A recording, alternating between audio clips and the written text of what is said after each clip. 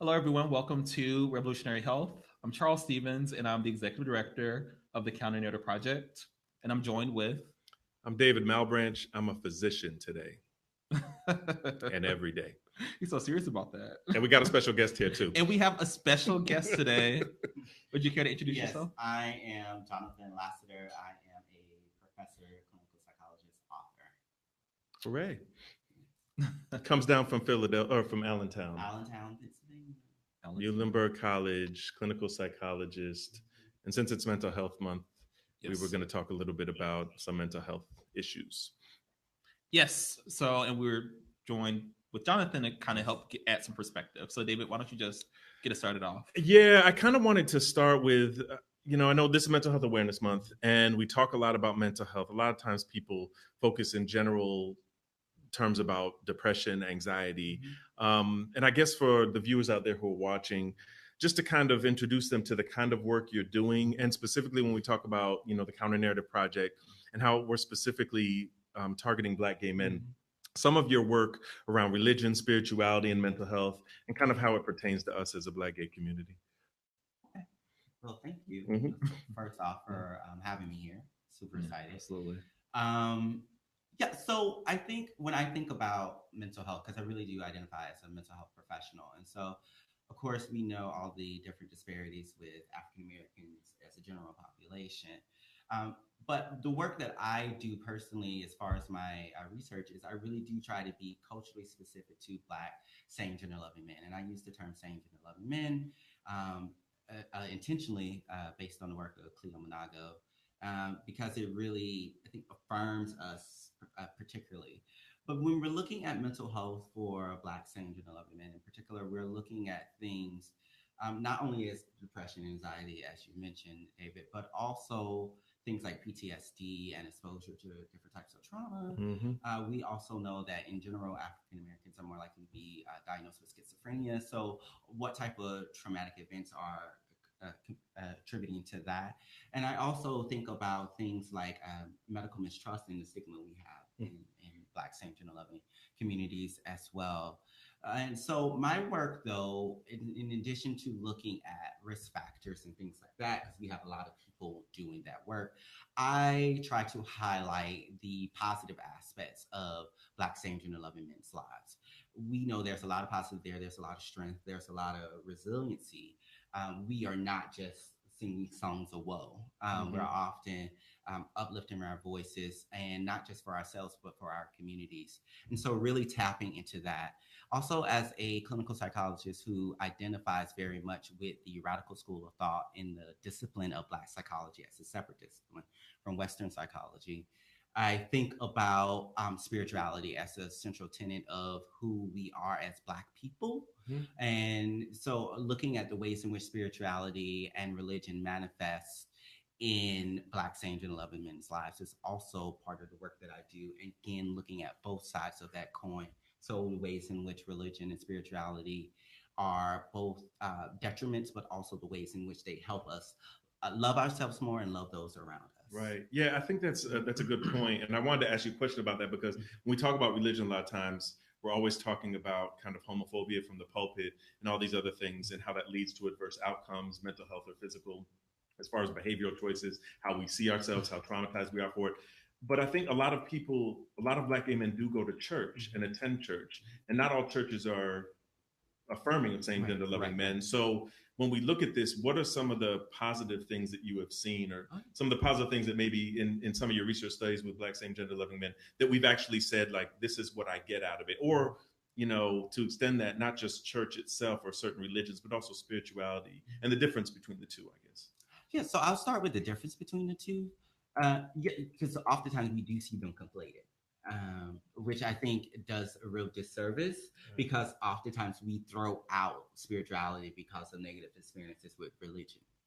And so, yeah, so when we're talking about religion, we're much more talking about a structured, dogmatic sort of experience. So it's all in service of forming a relationship with the sacred, however folks define that for themselves. But however, religion is usually done within much more strict confines of the particular dogmatic principles that are in place for whatever particular religion Black Saints and Loving Men are affiliating with. Whereas spirituality is much more about a connection with the sacred that is much more individual, much more pervasive in one's life, and much more affirmative in that sense, and where it's not as tied to the doctrine or having a middleman. Right. Or a middle person, I should say. I think that's the way I've explained it to people. And I was raised Catholic, but I kind of got away from Catholicism when I was, I think, out of high school. I stopped going to church. And when I started like questioning the middleman, and that's why I was called, I was like, just cutting out the middleman. I believe in some kind of higher power, like a sacred, as you say, but I just don't necessarily believe in kind of all the tenets of, going to a certain building or ascribing to a certain book. Those kind of things. So I guess that makes sense. Other than church, what are some of the other spaces, entities, forces that you find to be sacred in the lives of Black gay men? Yeah, that's a great question. Thank you. So definitely Black Saints and Loving Men are really great at creating sacred spaces wherever they are. In the sense that I've definitely talked to folks who the sacred space can be the brunch gathering that they have every weekend with their circle of friends, because in that space, even though it's brunch, there is a space of healing there's a space of connection, there's a space of being able to talk about the struggles one is going through and getting support or advice. Sometimes it's not always the best support or advice, but at least it's a space for that to happen, to experiment and to be vulnerable.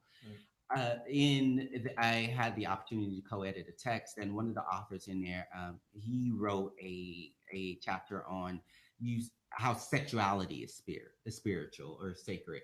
And in the particular text, in that particular chapter, he was talking about how he had formed a sex group. So it was sex positive.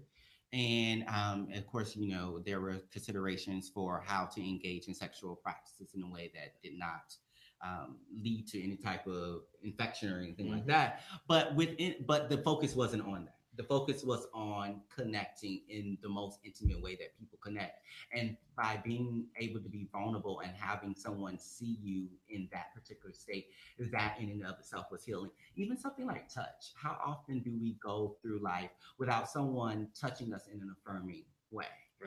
Right. So being able to have, whether it's within a sex group or whether it's within a brunch or whether it is with coworkers that one finds particularly affirming and being able to be vulnerable in their presence, it's that particular space that allows folks to connect with each other, to understand themselves better, and be vulnerable.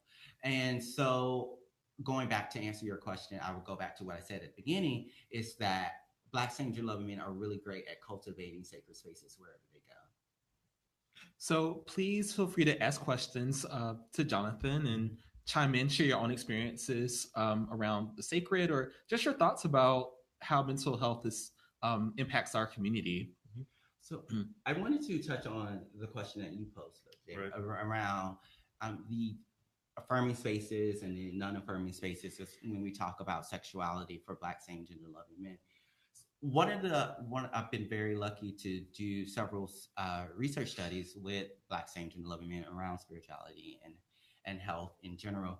And one of the things that I found when I was, again, taking the strengths-based approach, I was very interested in is, so we know the story, Black churches are homophobic and they're telling you you're going to hell. So all that's there. But what I was interested in is, like you said, a lot of these Black Saints and Loving Men are still going to church every Sunday. They still very much identify as religious. And so what are they doing? How do they maintain their health? How do they maintain their sanity and decrease psychological distress and continue to go? And so what I found was that there are particular strategies that Black Saints and Loving Men have reported using to maintain their connection with the sacred in the midst of homonegativity that is propped up by religion. Like what? So one of the strategies is, one, changing spaces. So that's one. But even when not doing that and staying in the space, so questioning. So questioning the doctrine coming from the pulpit. So I remember having one particular gentleman tell me, you know, my pastor says that, I'm going to hell because I like men, but the Bible also says that God is love, and says whosoever let them come. You can say, if you are heterosexual, let them come.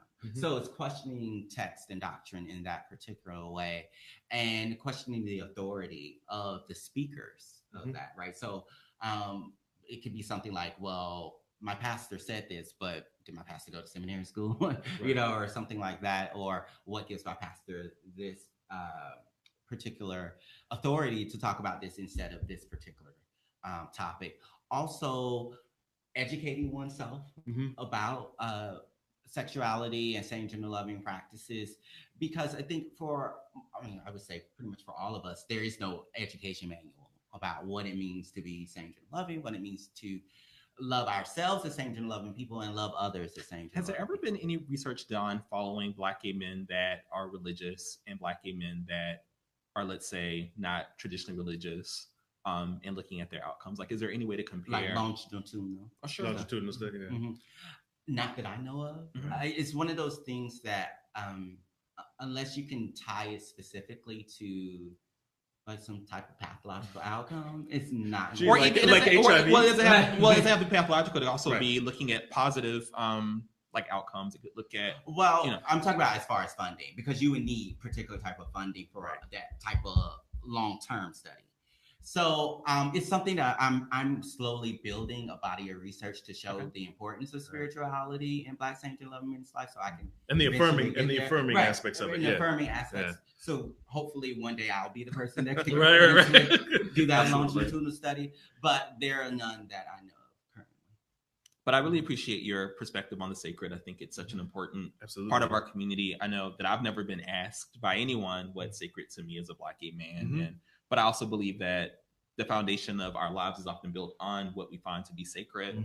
And that's really part of the commitment of the Counter Narrative Project in so many ways. I'm part of how I think about the sacred, for example, is I think about joy, and I think about, and not pleasure. Like, I think as Black gay men in Atlanta, we know pleasure very well, and pleasure is great. But I also think about joy, which I consider to be a more transcendent kind of experience. It's like that more, it's just a deeper, can be more intimate. And so I'm always interested in how, when I talk to Black gay men, when they describe experiences of joy or the sacred, what are some of the things that come up? And in some of those conversations, I've heard Black gay men talk about things like house music. And they'll say things like house music saved their lives, and if you're, live in Atlanta and you're of a certain age, you might remember Loretta's, or what we used to call Lolos, and that whole experience. I hear Black gay men talk about music a lot, actually. I sometimes hear Black gay men talk about art and literature. So for me, the work of Essex Hemphill is sacred to me. The work of Joseph Beam is sacred to me because it brings me joy.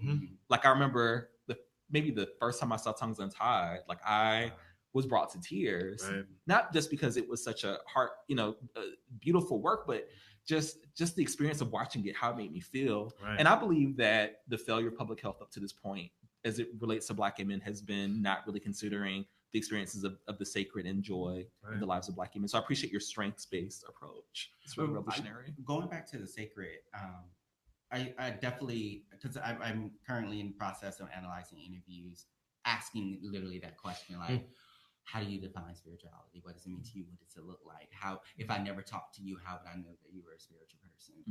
And so one of the things that has been coming out is this connection to music that we talked about. Also connection to nature, connection absolutely, to each other, like going outside, and movement, just like being in one's body and just moving with abandon.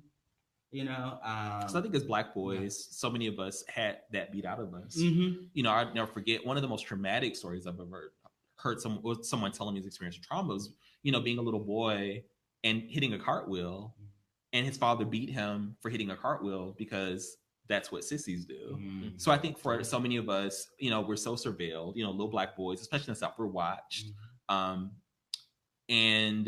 we're surveilled, particularly to see it's like a conformity check, right? Yeah, definitely. So don't hold your hand that way. Don't move that way. Don't. Right. I remember being in 5th grade and had this boy named Marcus Black. I'm like, Charles, don't sit like that. Just this constant. Don't cross your legs. Don't cross your legs. Right. So I think our bodies are such a, it's like this war zone often. Right. And so movement. So I think when we're able to finally, and maybe that's the connection partly to the like house music in the club and so forth. Right. Because we get to move more freely. And There's I think so many of us, our bodies are just we're not able to be free in our bodies. Yeah, I think and not to mention sexuality, that's the whole thing about like sexuality and guilt. And no, absolutely. With the movement. And I think what you said about house music, I just remember the first time I went to a gay club was Trax in New York City. And I was going to school in New Jersey, and people know Trax in DC, they know Trax in Atlanta, but they don't understand that like Trax was in New York City back in the day. And that used to be the joint where everybody would go, and it was free on like Tuesdays or Wednesdays. So they used to call it Welfare Wednesdays or something like that. And so we just go to the club and we hang out there all night. But the first time somebody brought me in there, and I remember it was Alicia Meyer's song, I Want to Thank You, that was playing. Oh my God. And so I remember watching, and I remember standing on the second floor and overlooking the sea of bodies, and everybody had their hands raised. And there was this one brother I saw, he knew every word of the song, and he was looking up to heaven. And I remember thinking to myself, like, it gave me chills, because to me, that was like a sacred experience. It was like a church experience, like being in there. And this is the first time I had seen that many Black same gender loving men in one space. I had interacted with some folks at school. I was just kind of coming into my own sexuality, but that was the first time I saw that. And so I think the club as a sacred space, where we go, whether it be house music or whether it be something else. But I wonder if it changed. Like I hear Black women talk about when the music started to change. Now, mind you, like I'm definitely, hip hop generation. Right. I don't have that relationship to house music, but I've heard Black women from the before time. So they talk like when Black women talk about Paradise Garage, for example. Oh, please, yeah, that was a whole. But when they stopped playing house music in the clubs and they only played hip hop, I know some Black women will talk, and there'll be a sense of like grief. About losing like access to house music. Yeah, but then there are Black women that got a lot of joy from house music. Like there's this one brother who tells a story about, he enjoyed, hip hop was what gave him, I don't know if he would say joy, but it made him happy ultimately. Yeah, it's interesting as a person who doesn't really go to a lot of clubs, period. But I do listen to a lot of music, and I listen to hip hop and house music, a lot of soulful house or gospel house, right? And so, like, that's when you were mentioning Love. And then there's this other song called Nothing's Impossible, and I forget it. But I would say for me personally, I've noticed that, like, hip-hop, like, helps me in, like, the self-esteem domain. Like, I can listen to hip-hop and be like, yeah, and, like, right. But, like, there's something about soulful house music for me that goes deeper and, like, I've transcended. Right. Yeah. So it's interesting. That's my personal experience. I don't know how experience yeah. I'm sure it resonates with a lot of people. Yeah, absolutely. But yeah. Other thoughts? Marvell says, loving this discussion. Marvell Terry, he chimes in. Hey, Marvell. Hey, Marvell. Yeah, I think I wanted to ask you, like, you're a clinical psychologist. Do you work with a lot of Black same gender loving men? So currently I do not do clinical work. Okay. Because I'm finishing up my second year on the tenure track. And so I wanted to get that under my belt. I didn't want to like try to do too much stuff at one time. Because that's its own. But I was gonna ask. But I have in the past. Yeah. What have you seen as far as some of the affirming aspects of our mental health, our behavioral health, our sacred spaces that you've seen? Well, we've talked about a few of them already today. Like going to brunch, like you don't think about that as a sacred space, but it really is, because we do that. When people say, you see posts on social media, Sunday fun day, like what are people doing? We're going to brunch and we're communing and we're connecting with each other. What have you seen in kind of clinical practice before? Some of the things in ways in which we navigate spaces that affirm us, or we create these spaces that affirm us. It's hard to say in terms of thinking about my clinical experience, because so many of those folks are coming to me and they are really isolated. So they are not, a lot of times are not thinking strength space at all. I think part of the work that I've done with Black same gender loving men in the clinical area has been to highlight how resilient they actually are, the fact that they are still alive, Right. the fact that they are still coming in every day and Right. and are willing to be vulnerable and tell me things that they may not have felt comfortable to tell Right. anyone else. Right. To me, that is the strength that I try to highlight. Right. But like them bringing me strengths organically typically does not happen because the men that I see are already in such a beaten down space, and again oftentimes isolated, in the fact that they don't really feel that they could be vulnerable with anyone, or if they even, and if they do have a friend group, oftentimes they experience it as very critical, Right. or keeping up with the appearances sort of friend group. Okay. So in the clinical domain, those haven't come out organically. It's usually like a process of uncovering that and me saying what I see in front of me. Well, it even speaks about the whole concept of psychology now, is that it kind of, along with every other medical condition, it's steeped in pathology. So you don't go to a therapist unless something is wrong. Mm-hmm. Like Right. you wouldn't go to a therapist, you wouldn't go to a clinical psychologist or a clinical social worker because everything was good, to just talk through some stuff. And so the fact that it's based on something has to be wrong with you. And then I like your approach that, like, if people are beaten down and they come in kind of wounded and with a lot of stuff on them, you know, trying to flip that around and say, like, hey, like, you've made it through all this. I think is an important aspect of it. But I mean, I think so many of us are resilient anyway. Mm-hmm. I mean, so much of the conversation in public health is like around resilience, but to be a Black gay man that makes it to adulthood demonstrates that you've been resilient. Yes. And I mean, look at Period. how far so many of us have come and what we've had to go through. Right. I think we're already resilient. I think we just haven't figured out what are the things that have made us resilient and how to strengthen those things, or how to really draw upon those. They're like our superpowers, right? Exactly. And we have to draw upon those things to figure out how to continue to grow and thrive. And I was having a conversation with one of my girlfriends today over breakfast, and we were talking about, Du Bois wrote The Gifts of Black Folks. People know the souls of Black folks, but he also wrote The Gifts of Black folks. And I was thinking I was like, one day I want to write a book about the gift of Black Saint John Loving. Like, because I think one of the things, I think we do have a lot of gifts. I think every group has their own gifts, but I think we, as Black Saint John Loving men, we do have a lot of gifts because of that very resilience that you were just talking about. But I think also part of our resilience is learning how to operate in liminal space, in the sense that a lot of us get the message that we don't belong in, we don't really belong in, heterosexual Black spaces. We're not welcome in white, LGBT spaces. Right.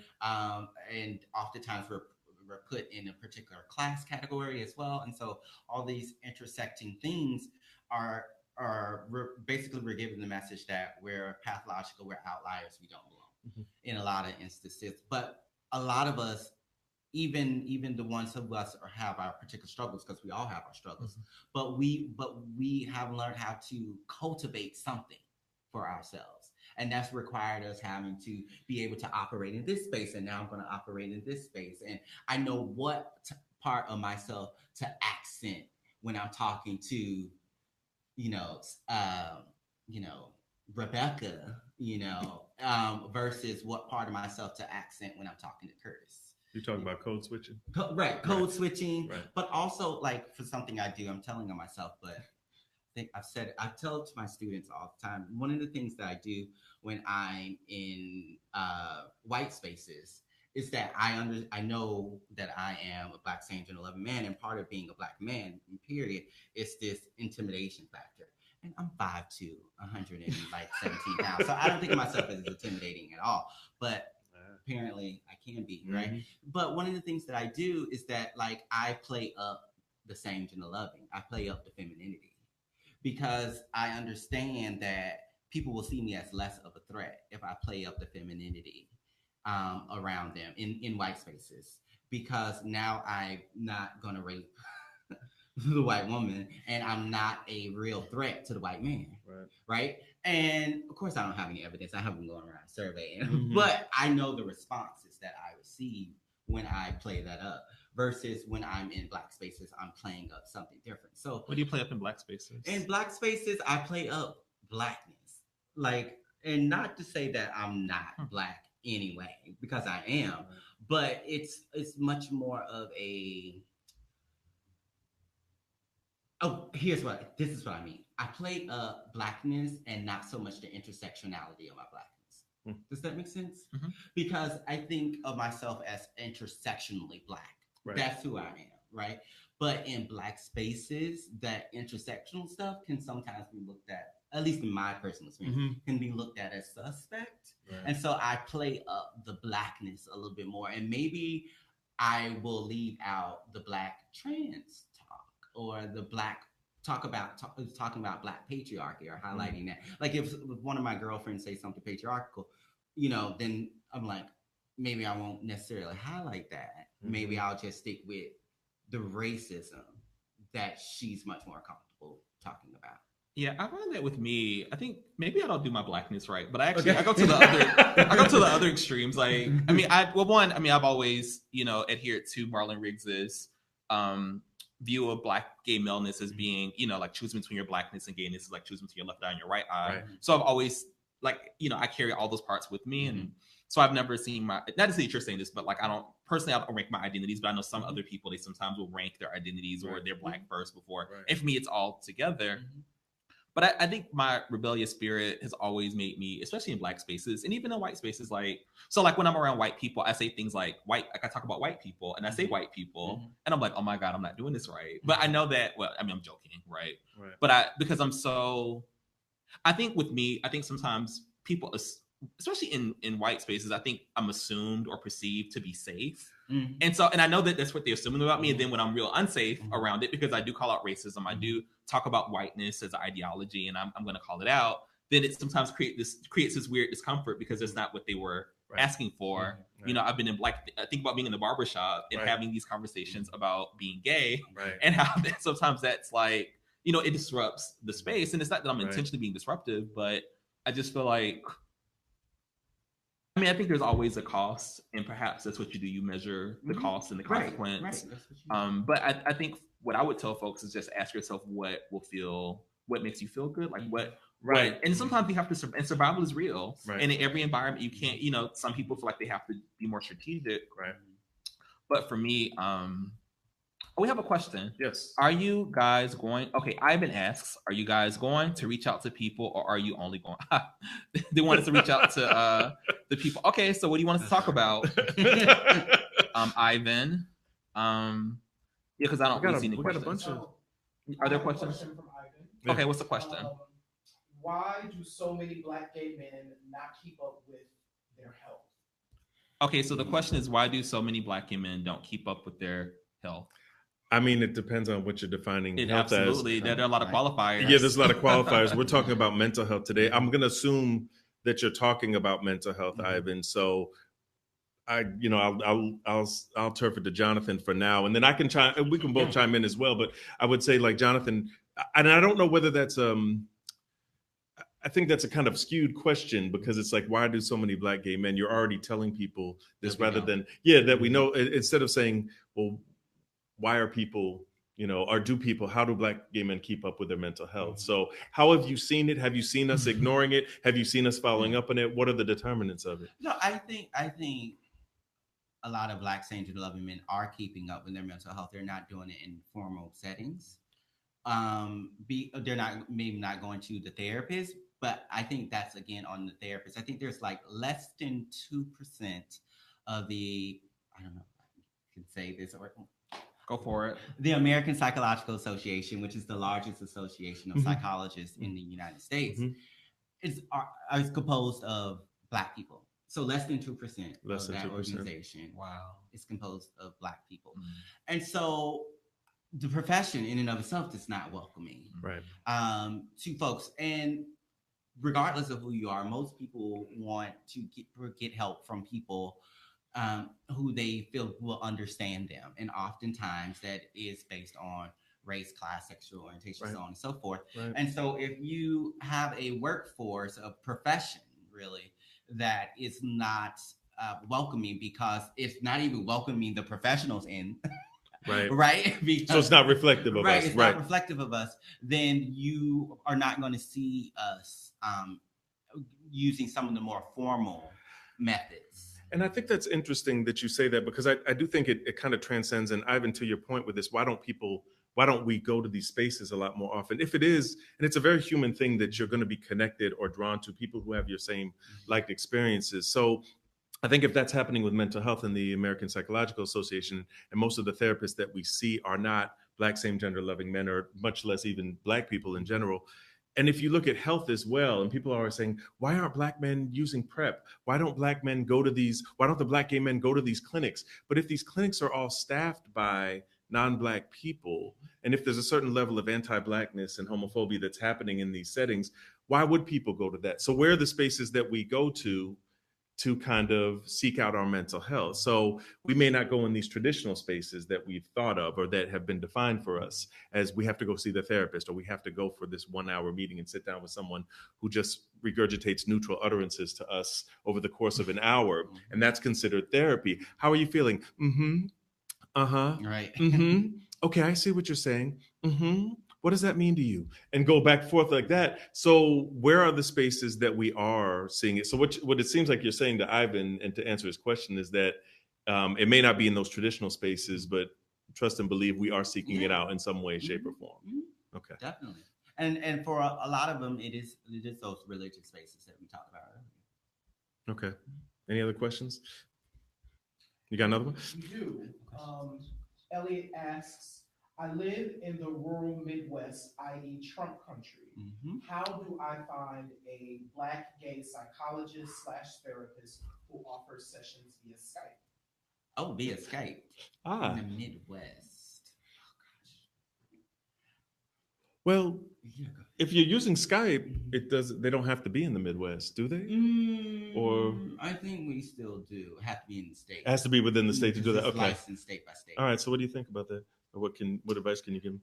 Yeah, because I don't know of any. You know what? I think you should check out Beam. I'm gonna give a shout out to YOLO. Yeah, YOLO. Yes. Check out Black Emotional and Mental Health. The website is www.beam. Let me make sure I get it right. www.beam.community. So check out Beam. I know they are really on the cutting edge around emotional and mental health wellness. I see YOLO's also in the room. Just gonna say hey to YOLO. Hey YOLO. So check out Beam.community. I mean, they're the experts on that. Yes. Elliot, so please check them out. Reach out to YOLO Akili. They will hook you up because they have I think part of his work is developing this network of Black healers and therapists. If I'm correct, YOLO. YOLO is absolutely amazing. Yeah, he's so amazing. Please check them out. Yes. Perfect. He's like, that's exactly it. Yes. I don't know. I was going to ask you, any other, tell us about, you mentioned the book, that you edited a book. Can you talk a little bit about that? Yes. What's the name of it? Where could people find it? What's it about? Yeah, so it's called Black LGBT Health in the United States, the Intersection of Race, Gender, and Sexual Orientation. And it's the first book to solely focus on the health of Black LGBT people in the United States. And super proud of the work. It's co-edited by myself and my dear colleague, Dr. Lourdes Follins. Hello, Lourdes. Who is a Black lesbian therapist in private practice. She's wonderful. In New York. So if you're in that area and need someone, she's great. And so it's several different chapters, several different contributors, but it really has a for us by us approach, and very heavy on the resilience. And so it's amazing work. But the thing that Lourdes and I were really intentional about was highlighting the resilience, because we did not want it to be just another public health text that made such a negative view. So much of why I founded the Counter Narrative Project was rooted in questions that start with what's wrong with us. It's like, why are Black gay men not fill in the blank? Right. Why are we not doing this? Why are we? And I mean, or it's if it's not a not, it's a the whole. And I've been saying this pretty much most of my organizing life. This whole Black men ain't shit thing. And I hear that constantly over and over again. Right. And so much of which I think is very much rooted in white supremacy. Sure. It's very much rooted in this desire for us to constantly punish Blackness. And I really wanted the counter narrative to be a space where we could heal and affirm each other. But I think we're out of time. Do we have any final questions, Johnny? Just to make sure that we got everybody in. We're back, baby. Bernard has a comment. Yes, David. This is from Bernard. Yeah. Hey, Bernard. Hey, Bernard. Hello. David, you know how long it takes to become a doctor? We have to put in place mechanisms to encourage young Black gay pre-med students to go into the field and support them in all ways towards their goal. It won't happen overnight, but require systemic change. Yeah, there's a lot of work going towards that now. And I just read a report that said that less than 2%, or it's even less than that, it's like a smaller number of Black males are going into the medical profession. And so I would say the psychiatric, social work, psychology, there's a lot fewer of us in these systems. And that's what's interesting. There's an interesting dynamic there that's going on about what is it about these systems that are maybe turning us off, and that we don't feel welcome there. There's a whole nother conversation in general. But I guess I don't know if we're closing, if there's like any kind of final thoughts or positive things that you would want to say, or resources, maybe people who are watching, if they're struggling with mental health, that they want resources. I think Yolo's organization Beam was a great starter point. But how do people find your work? Yeah, your work and any other things they can look at. I always tell people to Google me. Okay. Google me, Jonathan Lassiter. Jonathan Matthias Lassiter. Yeah, because all my stuff is on my website. And so if you Google me, my website will come up. And go from there. Yeah. Okay. Thank you so much for joining us. This has been a pleasure. And if folks want to contact, just Google him. Just Google me. My contact information is on the website. Absolutely. Yeah. All right, y'all. Thank you so much. Remember, please like us on Facebook. Please, if you're watching this on YouTube, please subscribe to our YouTube channel and join our email list at thecounternarrative.org. All right. Thank you so much. Thank you.